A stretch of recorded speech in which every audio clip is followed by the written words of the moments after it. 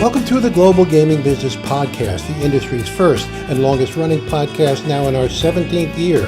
I'm Roger Gros, the publisher of GGB, and today in a special edition of the podcast, we feature a discussion with Ismail Vali, the CEO of YieldSec, a company that has a solution to the problem of illegal casinos and sports bets online. Today's podcast is sponsored by IGT, where the cat's out of the bag. IGT's Prosperity Link wins gold and is named the best slot product by GGB's Gaming and Technology Awards. Get this top performer on your floor. Learn more at IGT.com/prosperitylink. Welcome to the Global Gaming Business Podcast. My guest today is Ismail Vali, the head of YieldSec, which is a new company having to do with online gaming and preventing illegal online gaming. And that obviously is the key here. We've had the legalization of sports betting in the U.S., and there was the expectation that for many years that you legalize online gaming or sports betting, and the bad guys would go away. Not true. Not true at all, I'm afraid. So look, it's an interesting one that we basically come into this period of, we put labels on things like legalization, regulation, but what we have to look at here is that basically there's always been an existing black market or something. Sure. That there was a bunch of operators there who basically, there was no law, they were offering services. Now that the legal situation has changed, now that you've got legalization, there is the assumption that legal gambling will replace illegal gambling.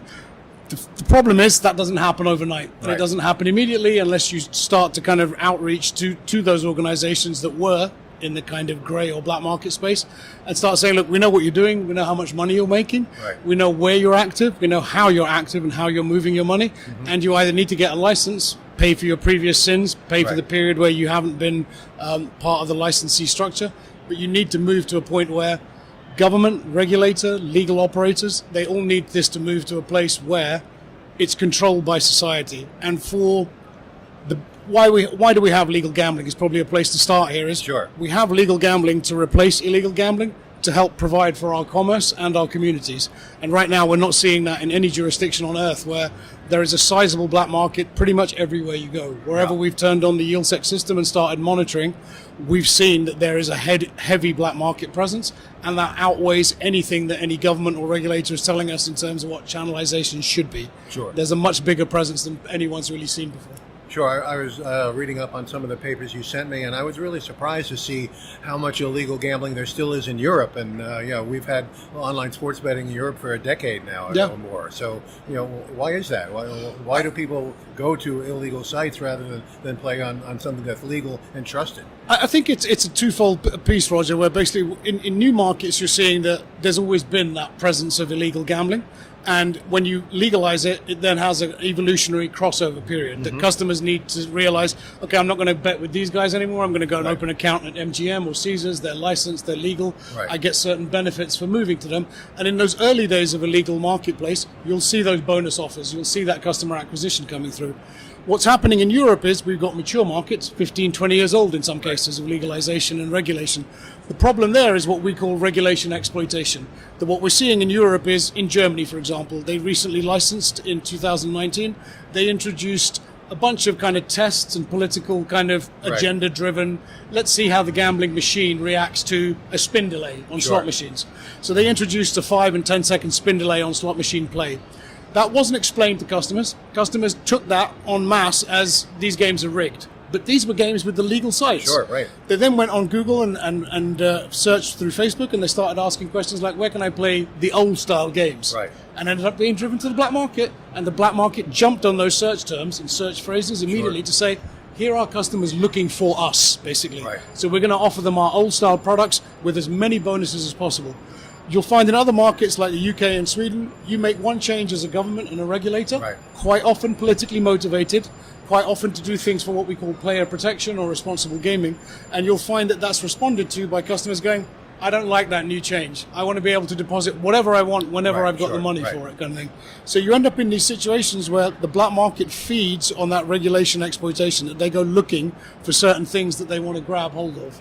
And that means that customers will find, I get the gambling I know and love from the black market. And what I'm getting from the legal marketplace is this slightly amended, slightly kind of diluted form of gambling compared to what I knew and loved based on my 20-year experience online. Sure. So you're finding that as regulation grows, governments and regulators have to be really careful to basically go, just because you've been given access to the gambling industry, the legal gambling industry, you have to really try and make sure any changes you introduce are in line with what the legal operators are feeding back to you as, this is what we're going to tell you is what's going to happen. Absolutely. Because if you do things in the vacuum of politics and say, look, the general public find it politically expedient for me to kick this gambling company in the teeth. Right. They find it's not a problem because customers lose money to gambling companies, period, whether they're legal or illegal. Customers find it amenable for us to basically say, yeah, we can change the deposit conditions. We can change how much you can deposit per month, kind of thing. Right. So when you get those conditions put in, customers will go looking on search for, show me some gambling that I know and love, and they'll find the black market willing to service them there. Sure.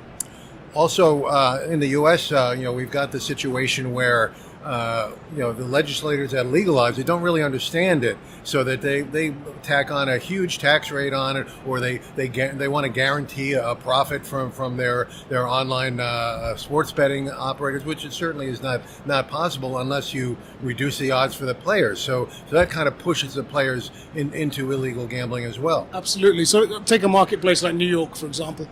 New York basically put in a 51% tax rate on sports betting turnover. Right. So that's not on the profitability, which is what most taxation systems are. That's on the stakes placed on bets itself. Right. So you're in this position where anybody who's applied for a license in New York is there because they'd rather be compliant with the regulator, they'd rather build a relationship with the regulator and state government, and they want to get to a point where in the future, hopefully the law changes.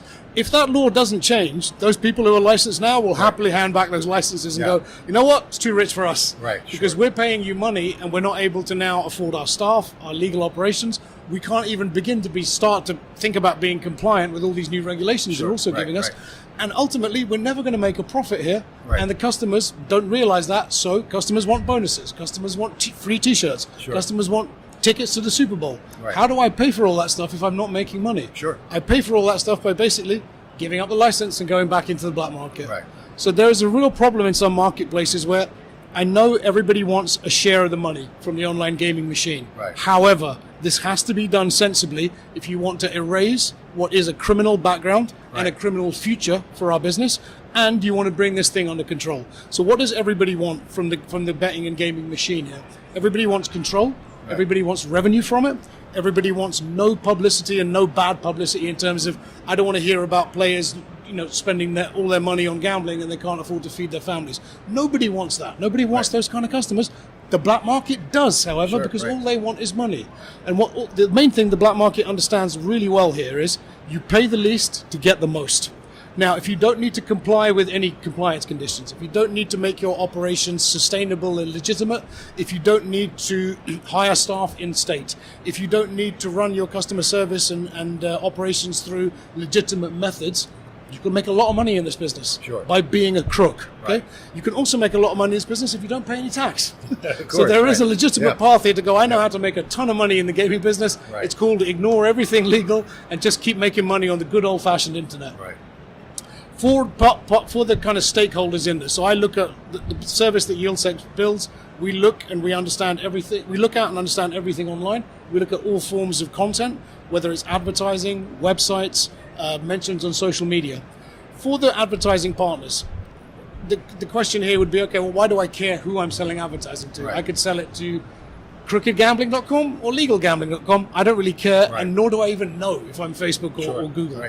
However, this is weaponized illegal content. So unlike child sexual abuse material, unlike hate speech, unlike revenge pornography, all of those are things that societies have said, we want to get rid of that form of content. It's not good to have that out there. But there's no money attached to that content necessarily. Okay? So if Google are told, okay, you need to remove all this stuff that's disinformation and misinformation about vaccines or whatever, Google are like, yeah, we'll take our time getting to that. It's going to be a while. If it's gambling content makes money. Gambling content where it's legitimate and it's been regulated makes a ton of money for the state, for the community, for the legal operators. So you really need to be in a position where you know what money's coming in, you know what you can control. For Google and Facebook now, it's a position of you are accessory after the fact of theft. Once YieldSec's seen that you're basically pushing content that goes to illegal gambling sites, you need to remove that content pretty fast.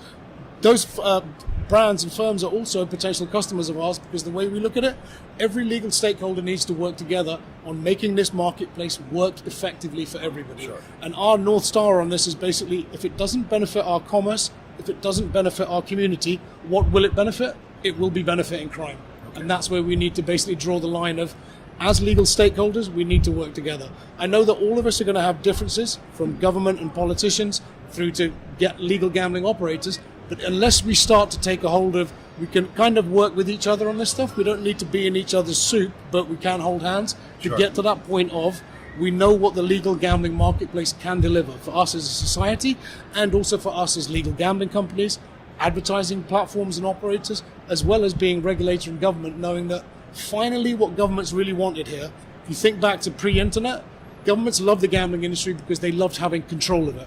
Anytime you needed revenue, you could just tap on the gambling door and go, we need $200 million. Could you give us that? Right. And the gambling machine would go, no problem. We can do that. You can put the interest rate, you can put the taxation rate up 1 point, and you'll be able to deliver tens of millions, if not hundreds of millions more. We need to get back to that point where governments and regulators feel like we have control of the machine without needing to tinker with, this is how the gameplay works. This is how customer sign-ups work. This is how promotions work. Right. Because that's where you start acting like we're not government anymore, we're the gambling industry now. Except we don't really understand how gambling works. Right, okay.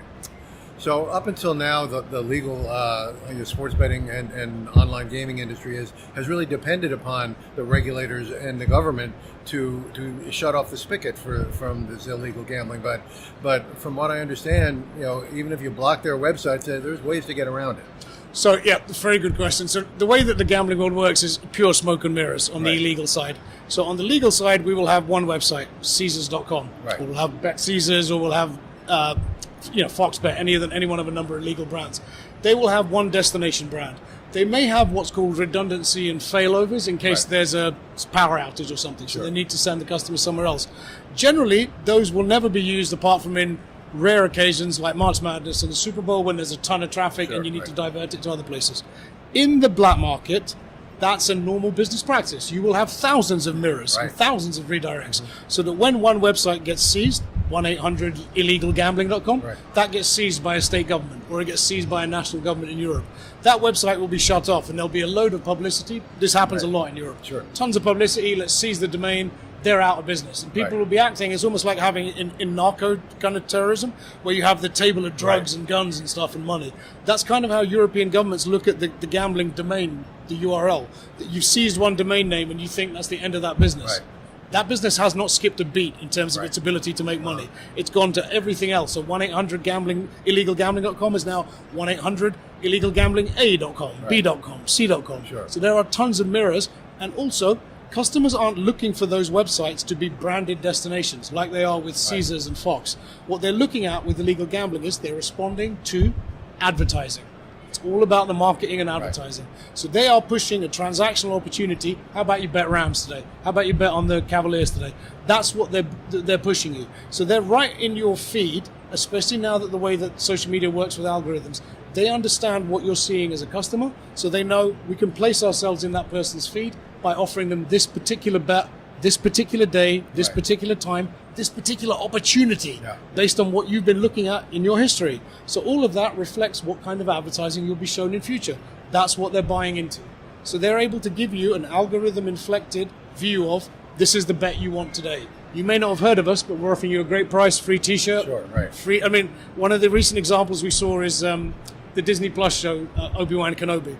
When that came out, the black market understood there is a range of 20 to 50-year-old men who want the Star Wars Lego kits to go with it. So they were offering, and this was one of the most trending ads on Twitter and on Facebook and Google, Lego Star Wars for Obi-Wan Kenobi. If you placed a $250 deposit with a black market site that day, you would be sent one of these Lego Star Wars kits free ahead of the release date on Amazon for the Star Wars kits. Nobody got sent the Star Wars kits, but tens of thousands of people made that $250 deposit. So they understood implicitly that's an offer the legal gambling industry would not do. It will attract children, for example. But the illegal gambling industry, we don't care. We'll just happily put that offer out there and see how many people respond. And there's a certain type of illegal operator who's open to doing that kind of stuff to get as much business in as possible, because you don't really care. Again, what's the customer going to do? Right. Complain? Sure, right. Who's he going to complain Exactly, to? right, yeah. Because if he complains to a regulator, Yeah. well, the black market has nothing to do with us. Right, You yeah. need to talk to the police. Law enforcement will generally say, we wouldn't even know where to begin. Yeah. Until you had a system like YieldSec, we can show you everything that's going on online in that marketplace, in that jurisdiction. So I look at it as a jurisdiction by jurisdiction fight against the black market, and to also optimize what's going on in the legal marketplace, because there are various mistakes that legal operators make, partly because of a lack of knowledge, partly because a lot of these marketplaces are new as well. How should I optimize my website? Which keywords should I use? Which keywords shouldn't I use? Which audiences should I buy on Facebook in lookalike terms? So you need to understand this really holistic picture of what's the body of gambling going on in that marketplace. How do I appeal to the sports betting audience, the casino audience? The other problem we have in legal marketplaces is right now in America we've got more than 30 marketplaces that have sports betting. We've got 6 that have casino and poker. Right. So there's a massive lag there. And what Sure, does that right. lag between 6 and 30 mean? Those 24 marketplaces identify us as, okay, you haven't got all the gambling, but people did have all the gambling in Right. the old days before the law changed. Sure. And they've still got all the gambling now Right. because they can go to the black market. And they're we're constantly bringing new there. people into Exactly. it as well.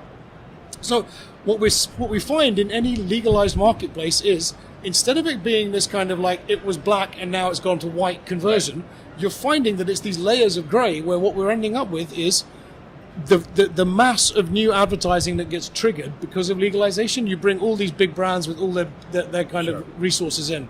They start advertising on every platform. They create TV shows. They hire celebrities like Jamie Foxx. So now everybody's talking about gambling. Gambling was always there, but now everybody's talking about it. It's become socially acceptable. Now you're finding that the legal industry is growing and the illegal industry is growing with it. Kind of right, thing. yeah. So all ships are rising on the same tide, including pirate ships. And that's a dangerous place to be, where you're almost stifling the potential for the legal industry because that illegality is growing in line with it, if not exponentially greater, because you might say that the legal industry is just sports bets. But what about casino? What about poker? What about slots? Right. So where does somebody go for that one account experience where I can get bonused, I can get cross-sold into other products? I will end up in the black market again. And I will go to illegal operators, and you'll often find that the growth rate, I gave a speech here yesterday at G2E, and I said that, look, in some marketplaces we're seeing that the potential for illegal gambling is 8 times the size of the legal marketplace. So, and that's after legalization. Yeah, So right, what you're right, finding is, unless there is a kind of legalization isn't solving anything. In fact, it's going to give you a whole bunch of new problems. Sure. But unless you're monitoring everything, and that was my mission a few years ago when I came up with the idea for YieldSec, was you need to see everything that's going on. Legal, illegal, irrelevant. We just need to focus on what is the marketplace for gambling in this jurisdiction. So what is it for slots? What is it for sports betting? What is it for poker? You need to be able to see what the advertising is doing. So you need to identify what's going on out there, Right. then qualify it. How does the advertising work? Then quantify it. How much is it worth? Now, I'm not doing anything illegal. I'm not hacking anybody's back end to try and get their kind of quicken books. I'm looking at it in terms of what's the overall traffic that's going to the legal sites, what's the overall traffic to the gambling business generally in that marketplace, and how much does that convert to a value per visit. So that's a YieldSec measure. We use that so that we have an apples and apples way of looking at the world. We look at the legal marketplace. We know all those figures. They're public. They're from the regulator, from each firm. And then we extrapolate that into the illegal sphere to say we see everything. And again, I'm not worried about talking about this now because people say, okay, that's giving your secret source away. Our secret source is that we know how we had a scalable military platform we built from that was able to grab all of that content and go, what's this piece of content doing? What's it trying to get a customer to do? What's it trying to understand about a customer's behavior to then push them a relevant opportunity? So we got a sense of a very good understanding of what's going on in the marketplace overall, and that marketplace is made up of legal and illegal opportunities. Value those, and you start to understand this is how we need to change the law. This is now how we need to act as legal operators. This is how we need to address things like consumer safety. This is how you get those concerns wrapped up. And finally, you can give regulator and government what they want, which is the feeling of tacit control.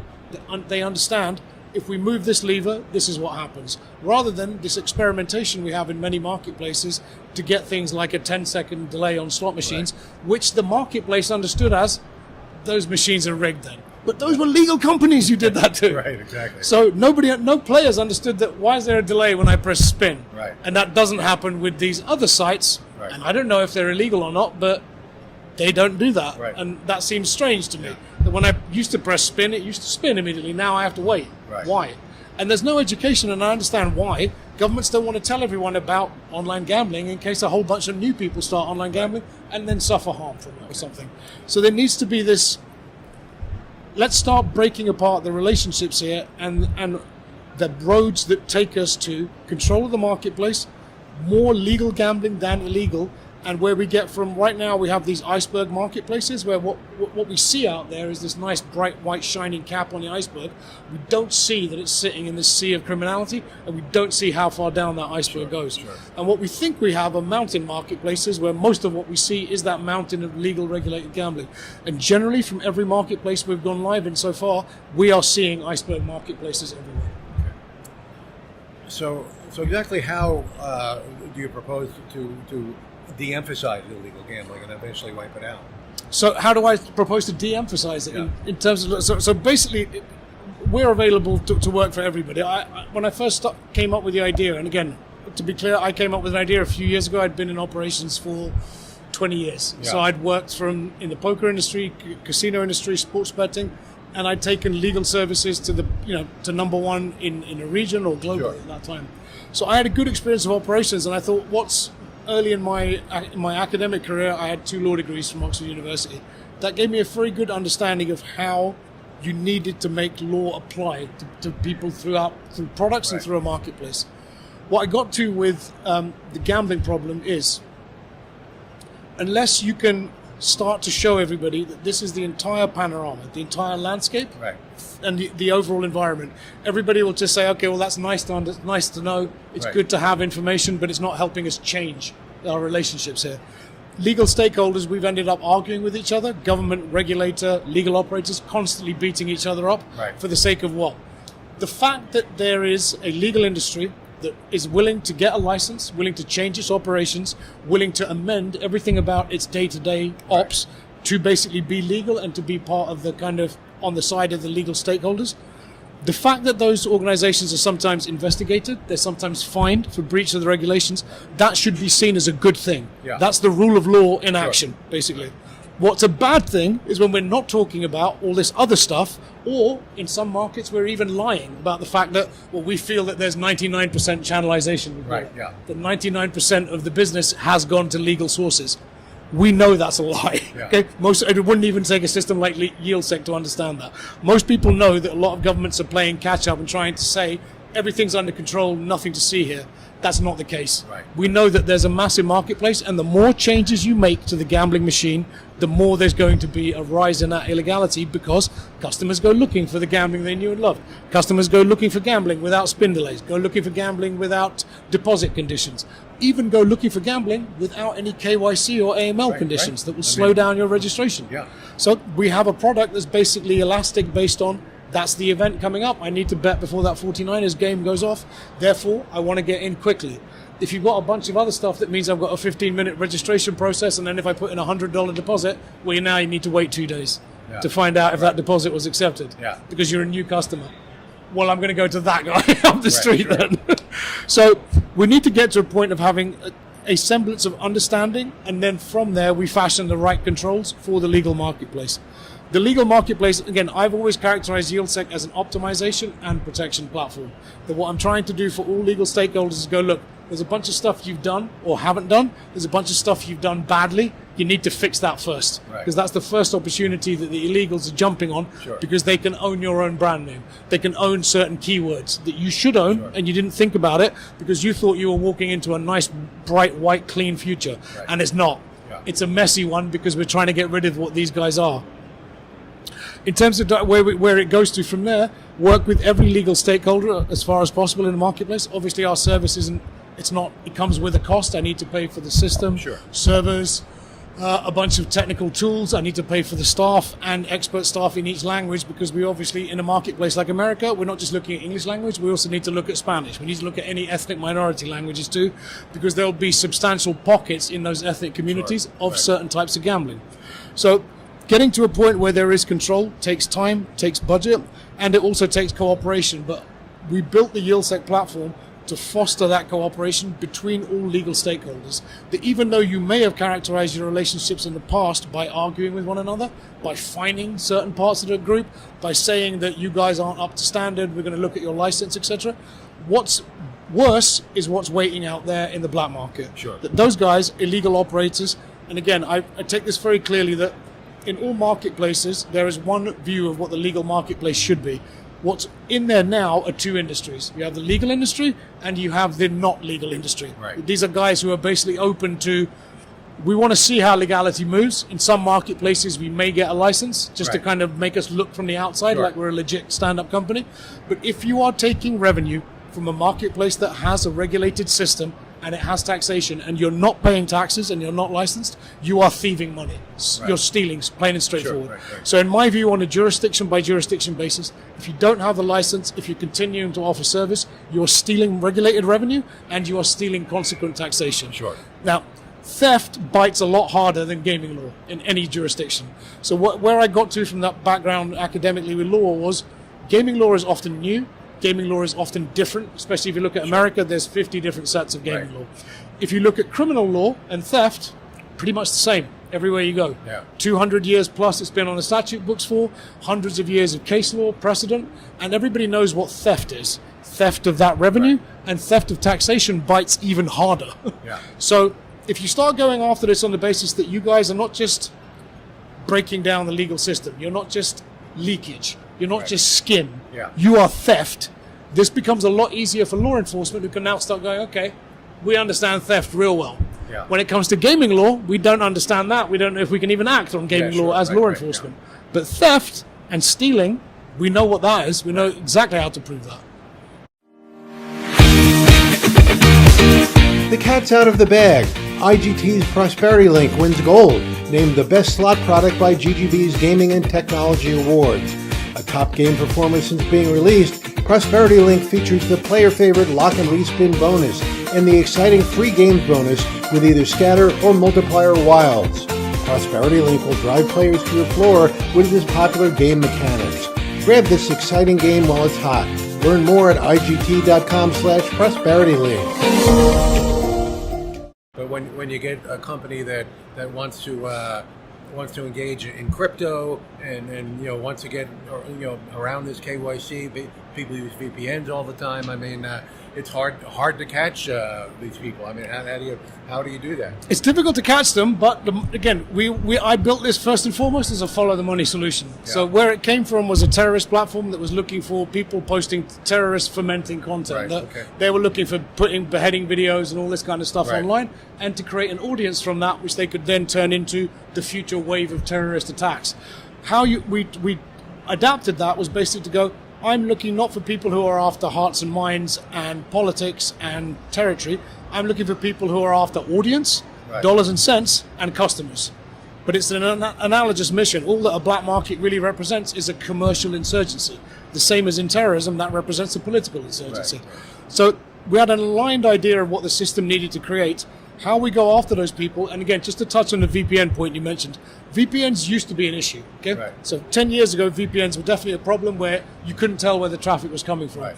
And a lot of black market sites were pushing on the customers, use a VPN, because then no one knows where you are, and Yeah, it's good sure. for you, Right. it's Yep. fairness. You don't pay any tax, we'll give you bonuses Right. all day long. Nowadays, most people don't bother using VPNs because most gaming product can't deal with it. Right. So because most gaming product is nowadays live sports betting, live casino, Right. with live dealers dealing cards and spinning roulette wheels.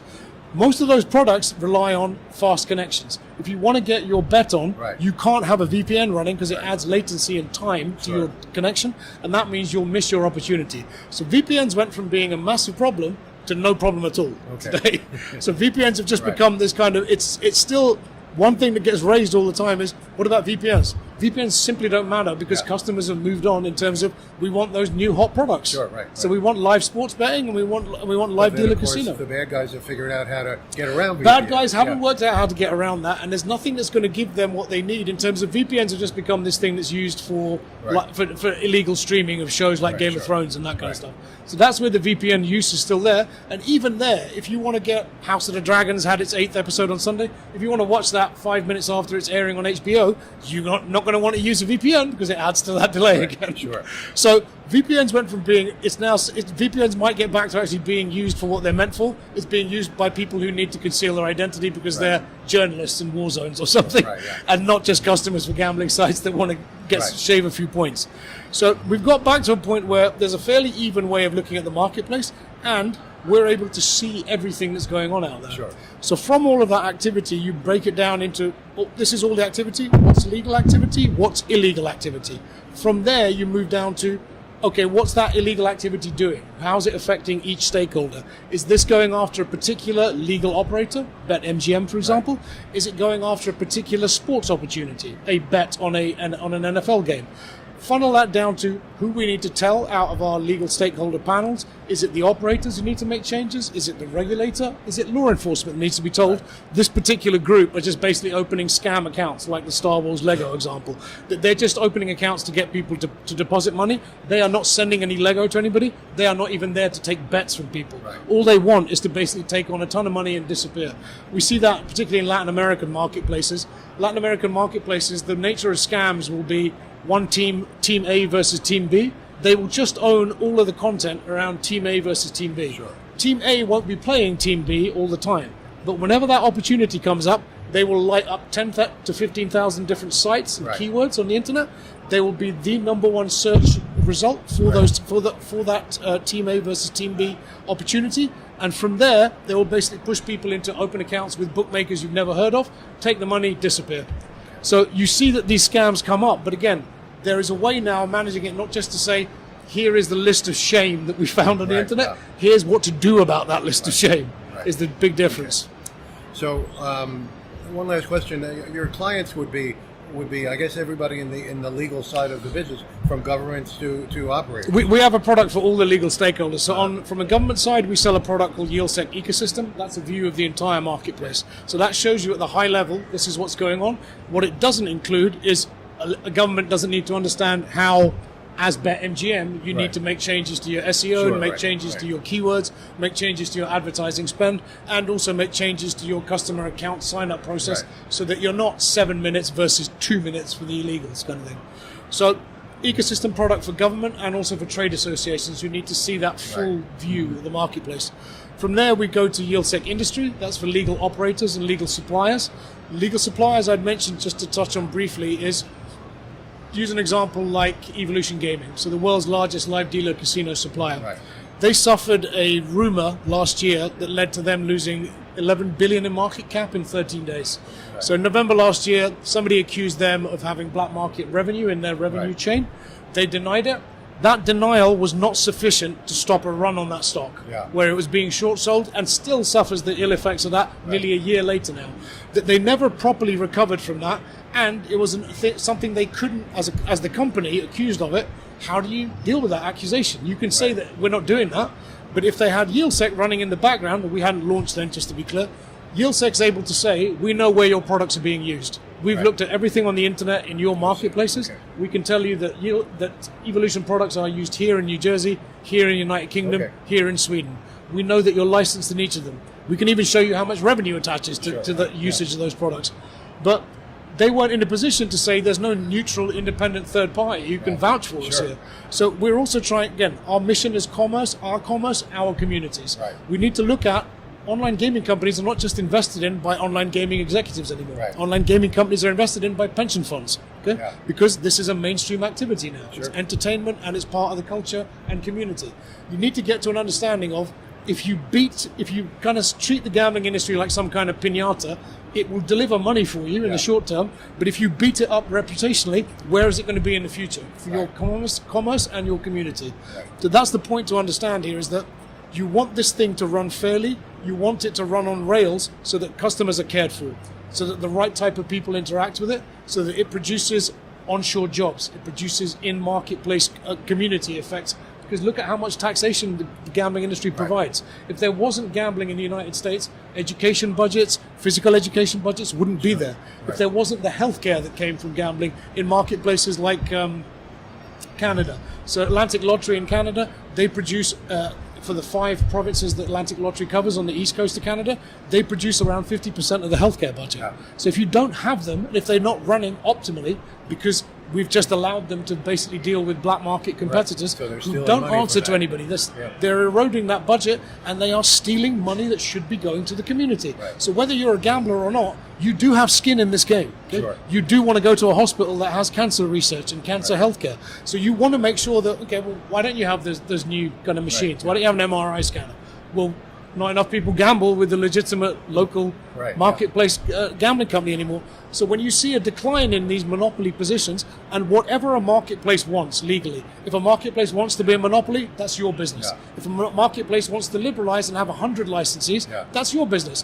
Where we try and point out that, look, tangibly, look at what's going on with the dynamics in the marketplace. So a state like New York, running a 51% tax rate on stakes is not going to last in the long run, okay? Sure, right. You will not deliver the money you want. In the meantime, you're getting tons of money through the front door Right. from 9 or 10 licensees. But you should have 100 licensees Right. paying 15 to 20% gross profit tax because it makes more money. Right. Because it means that there's greater participation with a group of competitive companies.